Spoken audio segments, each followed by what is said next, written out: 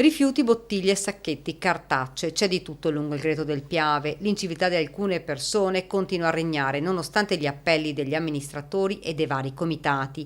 Eppure passano i mesi ma la situazione continua a peggiorare. Le immagini parlano da sole. Fra l'altro, ad aggravare le condizioni del degrado anche le festività di Ferragosto. Il Piave è stato preso d'assalto da numerosi cittadini che hanno deciso di trascorrere qualche ora in compagnia con il tradizionale picnic proprio sul Greto del Fiume Sacro. Ottima idea, se non che poi i rifiuti, invece di gettarli negli appositi contenitori, sono stati lasciati lì.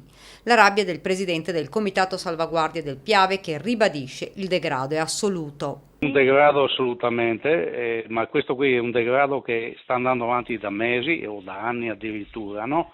Purtroppo questo degrado non è controllabile assolutamente perché il comune di Ponte di Piave o i carabinieri o qualcuno, non è nessuno che è in grado di poterlo gestire. Nonostante ogni tanto venga organizzata la pulizia dei vari siti e strade, la situazione non sembra migliorare. Così il presidente del Comitato Salvaguardia del Piave ha lanciato una proposta. Gestire le guardie ecologiche volontarie che già esistono in Italia.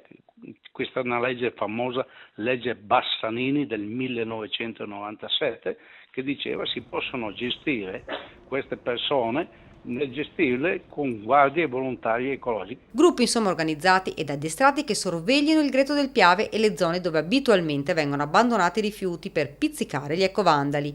Intanto scene come queste proprio sul fiume sacro alla patria non fa onore a chi ha abbandonato l'immondizia.